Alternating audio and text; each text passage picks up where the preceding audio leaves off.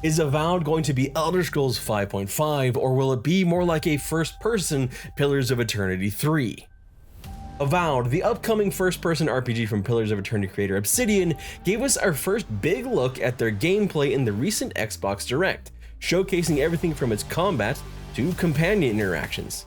Oh, and they kinda dropped their release date too, if that's something you're interested in. But there's more to it than just the Direct. There's a lot of information we got, specifically from a couple interviews that PC Gamer did with some of the Obsidian staff. Let's get into everything we know about Avowed, and if it's an RPG that you should be excited about or at least interested in coming up this year.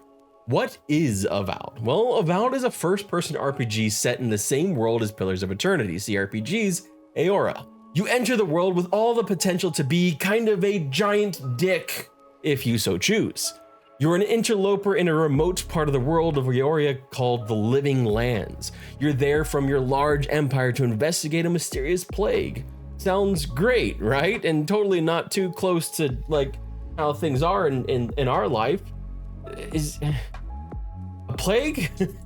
Well, of course the inhabitants of those lands aren't very happy you're there, because like imperialism and all. Avowed is not going for the wide, sprawling open world you might expect in a game like Skyrim, and instead is looking for a more confined story, as Obsidian CEO Urquhart told PC Gamer. We want to tell more confined stories that the player can experience with their companions, and then move from part of the world to part of the world. Speaking of companions, the next part is really music to my ears as someone who has loved basically any RPG made by BioWare that's not called Anthem. And of course, Baldur's Gate 3 is probably my favorite game of all time. Companions in Avowed will matter, and you get 2 of them at a time. Not like that. Probably not like that. More on that in a sec. Trying to keep the Earthborn safe. In other words, you're a gang of vigilantes. Not that I'm one to judge. Here.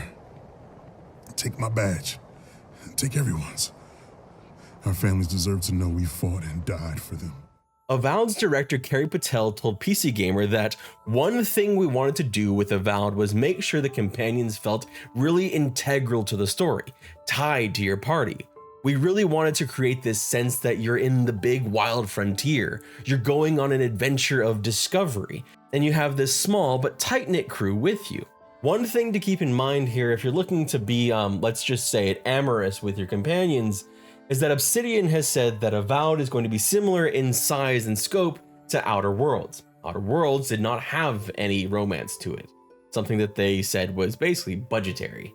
I wasn't able to find anything concrete on whether or not Avowed is going to have any romance options in it. It still seems to be something that's not yet confirmed yes or no. I think though, like, just considering probably not is the best course of action.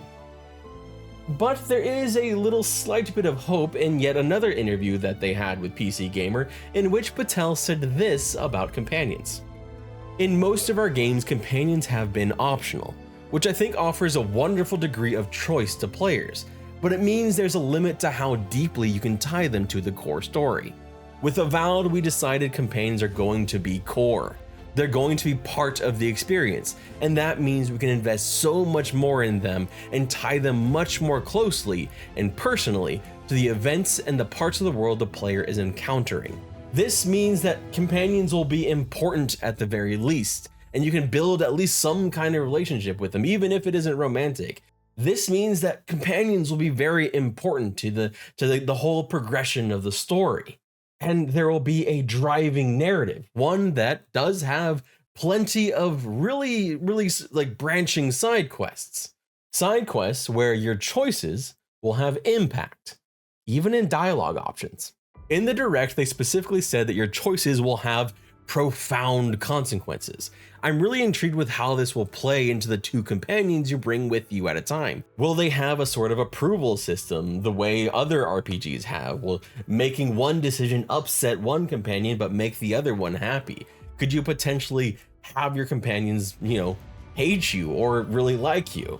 And will these companions be really kind of open-ended that you just find in the world, or will they be more like Origin style companions that have their own background and histories.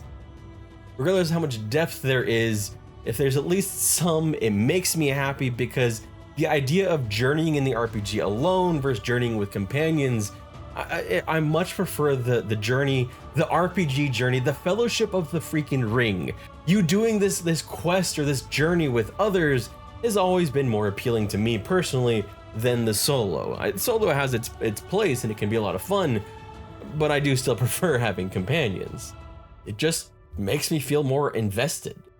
So we have companions with depth, at least 2 of them at a time, and you have this like, you know, closer world narrative instead of this big open world. So why does it keep getting conflated and compared to Skyrim so much? Especially being called like the intermediary as we wait for Skyrim 6, which is probably like 2028 at the earliest.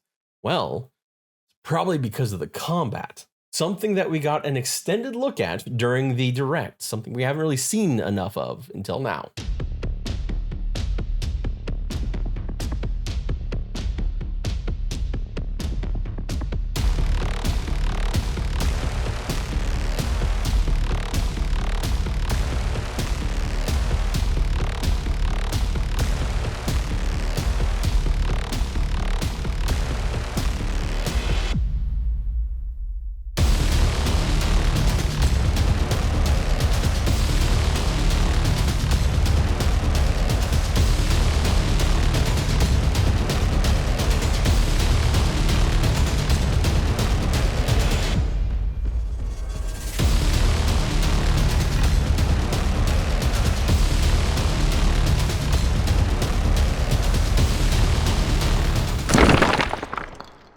Avowed will have a flexible combat system that lets you switch between spellcasting and melee, with dynamics like parrying, kicking, hurling magic voids, and yes, guns. Avowed's team wants you to make real-time decisions about when to make attacks, when to use your specials, when to block or parry. I suppose it's basically the combat that everyone who really didn't like BG3's turn-based combat actually wanted, and it does look satisfying. But watching the combat actually took me back not to Skyrim, but another game, another first-person RPG that when I first saw it, like really set me back. I was like, that's really cool and interesting. And that's Might and Magic's Dark Messiah in 2006. It's not necessarily the combat looks the same, though there are similarities, but that I get the same kind of feeling of advancement in how combat works in a fantasy game. I still fondly remember the moment I realized you could kick an enemy off scaffolding in Might and Magic, an FPS RPG that was likely overshadowed because it launched the same year as Elder Scrolls 4: Oblivion. Quick fun little note about this here. As I was finishing writing this part of the script, I was just browsing on YouTube and I saw this comment on the trailer for Avowed on GameSpot. I hope they can make the combat feel more weighty. There was this old game, Dark Messiah of Might and Magic, that really nailed fantasy first-person combat. And to a point, I actually agree, and this comment really made me think about it. And then I looked at the trailer a little bit more, and I noticed this specific moment where, yeah, it kind of feels like it doesn't quite have the right weight just yet. This really powerful shield bash just seems to like nudge the lizard just a tiny bit. Not a lot, just a little bit. But at the same time, you get moments like this which do make me think of Dark Messiah because it just looks cool and fun to do. You could use your enchanted wand to freeze enemies and then use your offhand weapon's power attack to shatter them. We've worked hard to keep you constantly engaged as battles unfold by creating a balance between pressure and manageability during combat. There's something satisfying about that. It's just like the combination of spell plus sword. Like it just looks cool. I'm a nerd. What, you know? Combat is going to be very important to this game, and my initial impressions just from a trailer are honestly kind of mixed. I could see it being great, or I could see it being boring. We'll just have to see when we get our hands on it and see if it's as weighty as Dark Messiah, or if it just kind of flounders. The game looks gorgeous, and it is perhaps poised to be one of the biggest RPGs of 2024, going head to head with games like Dragon's Dogma 2, and perhaps perhaps even another game that I talked about having maybe a release date in this video right here. My name is Redbeard Flynn, thank you so much for watching, and I hope you have a wonderful day.